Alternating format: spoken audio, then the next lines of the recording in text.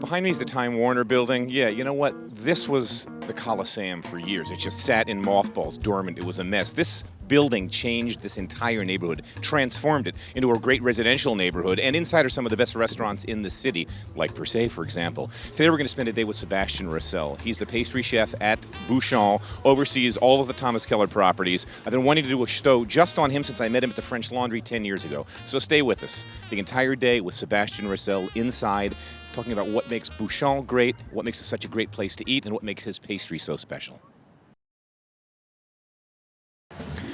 Where is Bouchon? Real simple. Walk in the front door of the Time Warner building and come up to the third floor. We're sitting on the mezzanine overlooking Columbus Circle, Central Park, all this light flooding in from this 4-story atrium. And Bouchon's behind me. They do lunch and dinner 7 days a week, one of the great bargains in the city. This little cafe that we're also going to see does fantastic breakfast, lunch.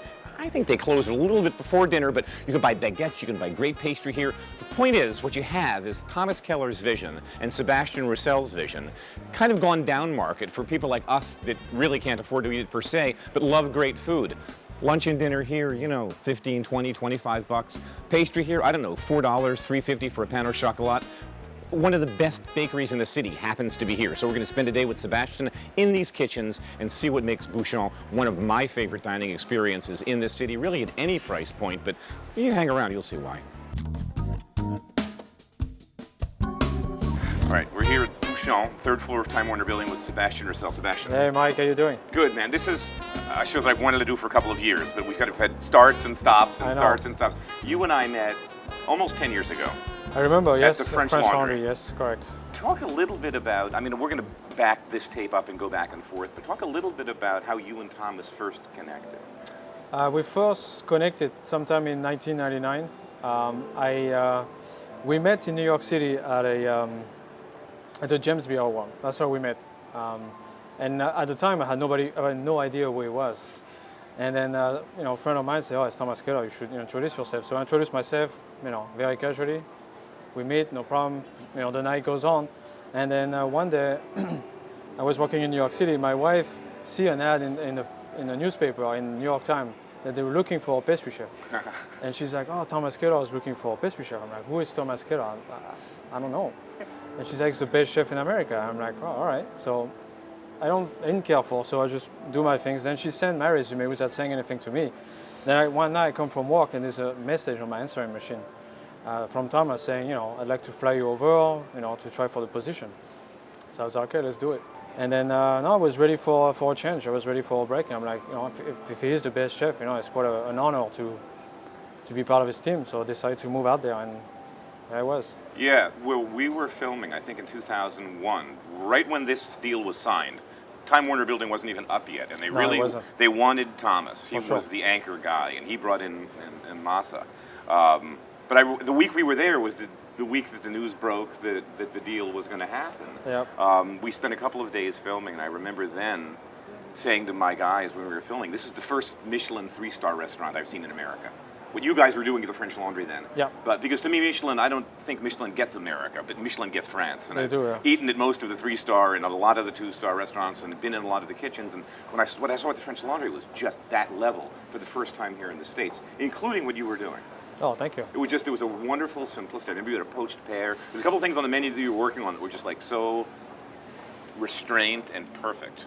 So talk about what you've done, because you were at the French Laundry, and then when Per Se opened, you were the opening pastry chef here. Yeah, correct. One of my goals was always to open a restaurant from the bottom, and then here was the perfect opportunity, especially joining the venture with such a very important chef in this country was very exciting. It was very difficult, but it was very exciting, and I think he's done it perfectly. The way it was set, it was one of a kind. It was one group of people at a specific time doing an amazing opening, and I think it'd be hard to recreate, that moment. So we're here downstairs in one of your kitchens, and tell me about this thing you're going to demo for us. So today I'm going to show you how we do the forget about it. which is this funny thing. It was named after that, like Italian. Forget about it. Forget about it. And this is something you sell at Bouchon. Something that we sell at Bouchon, yes. And it's kind of references. I mean, the name's very funny. And it references like a typical Well, American it's kind an of. American classic, yes, with a kind of a funny name to it, so people remember. But we use an American Rice Krispies. You know, Rice Krispies. Everybody knows Rice Krispies, from the kids to the It's grandparents. true. Rice Krispie treats are classics. So that's kind of the idea behind the whole forget about it, is to take a classic and then turn it into something, you know, Bouchon-like. So here I have some marshmallow, and then we're gonna melt it down with some butter, and then we have that kind of a gooey texture. So that's marshmallow with some butter added. Some butter added Gives to a little it. richness to it. Correct. And it's more pliable by adding some fat to it. Then now I'm gonna take a bowl. I'm gonna spray some pan to it. If you don't have pan, you can use olive oil or anything like that. Just a little bit. Then I have my Rice Krispies.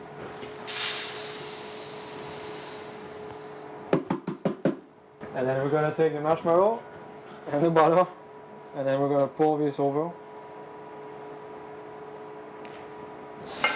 And then we're gonna mix the marshmallow. This is the trouble with a lot of pastries. It looks good in the process. It It's looks like good it's in like the edible process. now. It's edible later. Look at this. Isn't that beautiful? Yeah, I can tell you, it's also a little bit warm. Oh yeah, sticks to the gloves. Perfect. There you go. And now I'm going to take my gloves out. And now we're going to roll this to have an even layer. So I use plexiglass little bars that I had made. Yeah, these bars that are on both sides of the sill plot Yeah, so are like little guides that give you an exact height for this. So there's no guessing. no guessing, and everything is the same height. Everything Yeah. is nice and consistent. Soigné. And next, what we're going to do is we're going to put a very thin layer of chocolate on top of it. Something that I had done earlier with another piece, to make sure that we can cut it into a ring, and it doesn't fall apart. Is this just melted milk chocolate? Melted milk chocolate. Yep. There you go. And then after that, it's not over. You got to make it a little more special. So what we do is we have some homemade chewy caramel. So we make a caramel, and we add butter to it, a little bit of fleur de sel, and a little bit of cream, and then we just cook it again to the right temperature. And then after that, we get some kind of a very chewy caramel, kind of like. With a slight bit of salt to it. A little bit of salt to it. And then we're going to take this, and I'm going to flash it in the microwave, Just to soften it up. just to soften it up for about 20 seconds. And then we're going to take our Rice Krispies and add it to it, so it sticks to it. There we go. Then we're going to let this crystallize for a little bit, and then we're going to go to the next step. We're going Okay. to pop them out, and we're going to enrobe them into the enrobing machine. Talk a little bit about this machine, because what this is doing is keeping chocolate tempered all day long. All day long, yes. What this machine does is we can put we use about, I would say 50 pounds of chocolate, maybe 60 pounds of chocolate in this machine, and then it keeps it tempered all the time. I like to balance my food with a little bit of salt. And salt's always been, it's funny because I think a lot of people are afraid of salt, but I always say, if you look at, baking's a great example. If you look at a cake recipe that calls for a 1/4 teaspoon of salt, and if you make that cake with no salt, it tastes like nothing. It tastes like nothing. And so it's like a flavor amplifier in a way. Salt is this remarkable thing for bringing out flavors. It brings out flavor. Yeah. No, I agree with you 100%.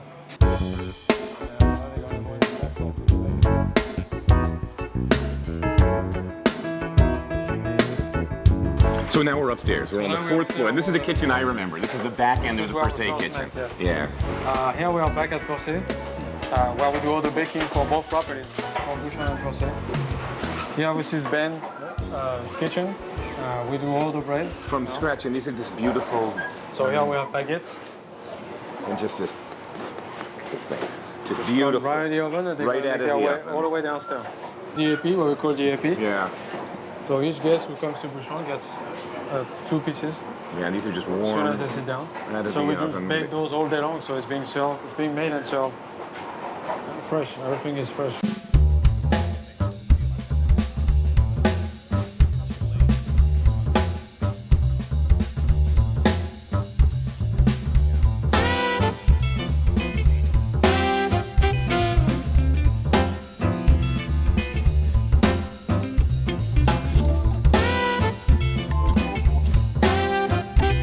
So Here we are. So you've grown. I mean, when you guys first opened, this really wasn't much of anything. But now you have, I mean, you can come here and buy chocolates. You could buy these little bonbons. Talk to me about what I'm looking at. So here is kind of the confection display. Here we have our chocolate tablets. Here we have our milk chocolate and dark chocolate tablets. Here we have our dry nuts. Same thing, we have our own panning machine downstairs, and then we coat our own nuts.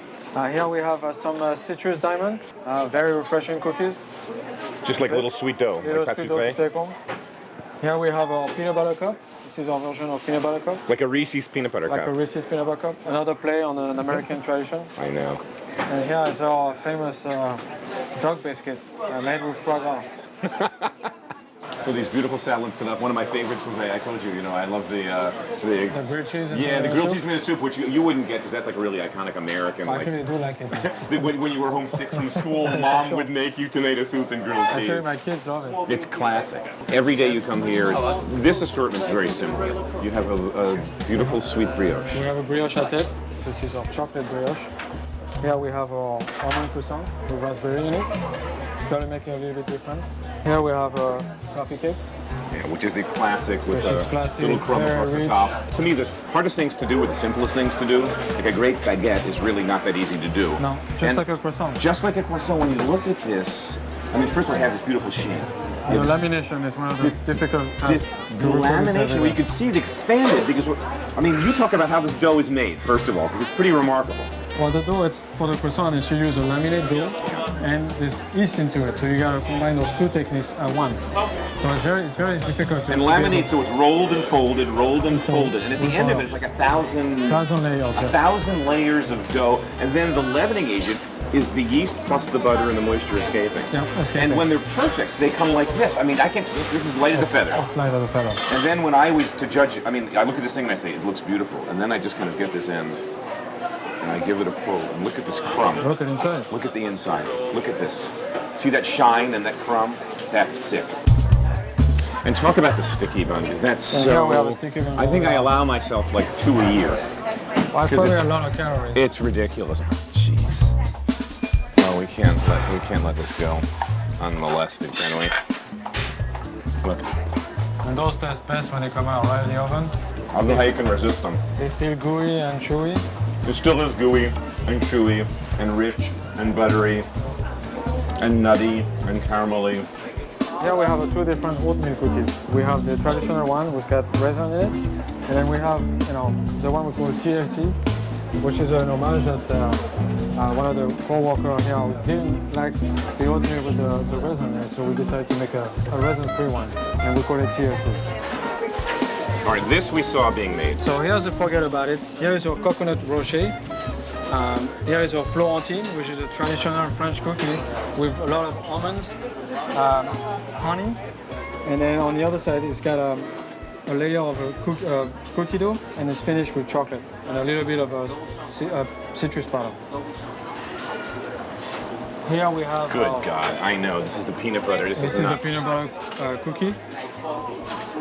2 layers of peanut butter with a peanut butter buttercream inside. That's what that is. It's buttercream with peanut butter folded in. So it's like very rich ingredients. We add other rich ingredients.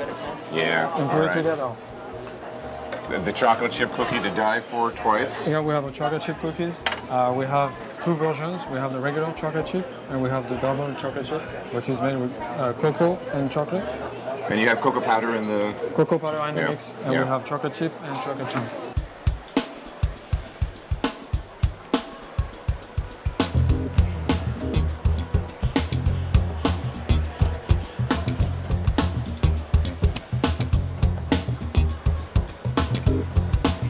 This is our version of a 6-pack of macarons. So you can take those on the go. You don't have to get the big ones. You just want to try each one. It's a sample of what we have to offer. I like this size too. Box. It's easy to. Yeah, it's two, 3 bites and you're done. That's it. Yep. Yeah, these are beautiful. And again, look at this. They're beautiful. Every one of them is perfect. No cracks, no blemishes, no rejects. Soigné, brother. Thank you, chef.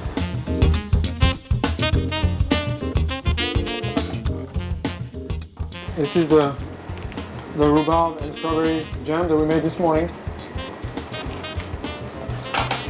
I'm going to do a small opening. and we're gonna pipe it in the bottom of the glass. So everything we do here, I will try to be as precise as possible. So everything is measure and weigh. What we use for this recipe is we have some yogurt. We use Fage yogurt, which is a Greek style yogurt. Real rich, very real rich, creamy, very smooth. creamy, very smooth. And then we're gonna add some sugar to it. Mix that together. We're gonna need to add some gelatin to the mix so it sets up in a glass. So I'm using sheet gelatins, and then we're just gonna soak them in very cold water So they bloom. so they bloom. And now we're gonna need to add some vanilla bean, because put the seed in it. I'm gonna mix that together. One of the other key ingredients is creme fraiche.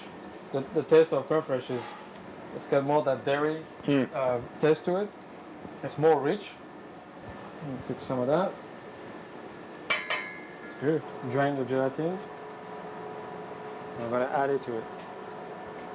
Some of the other starches that are triggered by heat. Gelatin will dissolve in this, but it thickens when it cools. When it cools, yep. So it's sort of the reverse of some of the other starches. Yes. So we want to dissolve it into the yogurt, but we don't want to bring it to a boil, because if you bring dairy to a boil, then the dairy is going to break as well. So okay, you don't see any lumps. It's liquid enough. And this way you've been incorporating the gelatin back into the mix. And now I'm going to incorporate it back in the mix. We always like to strain things to make sure there's no pieces left. And then incorporate the rest. And this technique is the classic technique for folding things. Classic. With one hand you're spinning, with the other hand you're going from the center out and turning. You go back in the center, Yeah, and with the other hand spin the ball. Yeah, that's it. Anytime you're folding in light into heavy, if you're lightening up, if you have a mix where you have meringue or whipped cream into something heavy, that's the technique that you use. Yeah. And then now we're going to add our creme fraiche to it. So same thing, when you add another product, you start with a little bit, and then finish with the rest. Same motions. Yeah, this is where in the old recipes it would be like a third, and a third, right? Yep. You keep seeing that again and again because if you put all of it in, you're going to lose a little. How do you explain it? You kind of lose a little of the lightness. You It lose doesn't. some of the lightness. Yeah, it doesn't blend the same product way. goes down, Yeah. This is so you don't make a mess. so you don't make a mess of it. I am so bad. Yeah, you don't want to see me with a piping bag. Trust me. So, you know, there's tendency of people filling up, the bigger the bag, the more they put in there. Yeah. So I always laugh when I see my employees doing that. And it's coming out all over the place. It's all coming over their out from the hands. top, yeah, I know. That's me. I like to fill it up, you know, 2/3 of the way. Seal the top. And then same thing, you do a small opening. And then now we're going to be piping on top.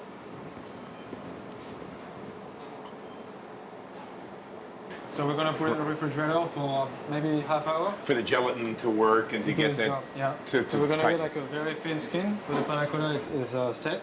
And then after that, we're going to pour a very thin gelée of a consommé. And this was the consommé that you made from macerating Fruit, yeah. various fruit, sugar, a little bit of mint, Yeah, correct. steam in the And oven. we steam it. And then you get this beautiful, clear, and very flavorful actually, made out of berries.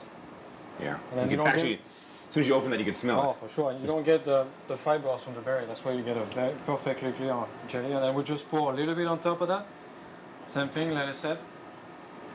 And then it's ready to be served. Okay, and then there's a little sorbet. Yeah, then we're going to finish it. Okay. Then we'll finish it with a little cookie, scoop of sorbet, a nice scoop. And to finish, you know, it's never enough. Apparently with you it is never enough. I was enough with the plain panna cotta, actually. We're going to take those beautiful candy strawberries, and then we're going to sit one right on top. All right, Go for it. I'm going to go for it. And I'm just going to go into the bottom. I'll mess with the cookie thing later. I'm going to try and get into the bottom. It looks beautiful. Thank you.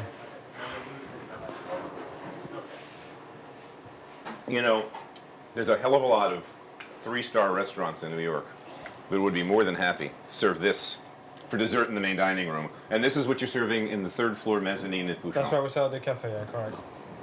Well, that's why we came to do you. I mean, I guess the point of Bouchon is it's a chance to experience, you know, the Thomas Keller per se thing at a different, obviously lower price point without the formality, Sure. a la carte basis. On a carte basis. But it's not like you've dumbed anything down or. No, it's like I said earlier. I mean, this is the like, same that's fashion. that's why this morning I'm looking over your shoulder and I'm thinking, oh, this is crazy. This is the pastry's amazing. It's spot on. The sandwiches, the soups, all the stuff you and they have a dessert like this that's special for the day. That's just a ridiculously great dessert. One of the best desserts being served in New York today. That when you get done shopping at Whole Foods or Borders bookstore, Pour yourself for a snack. come upstairs for a snack and get one of these and a cup of coffee, and just thank you, Monsieur Keller, Monsieur Rouxel. Thank you. Thank you very much. Thank you, Mike. Thanks for having us, and thanks for doing all the demos, man. Because you don't want to see me with a piping bag. No. I'd love to actually. You don't. You don't. Trust me. Keep up the great work. I'm glad to have gotten this done. Thank you very Thanks, much, man. It was a pleasure.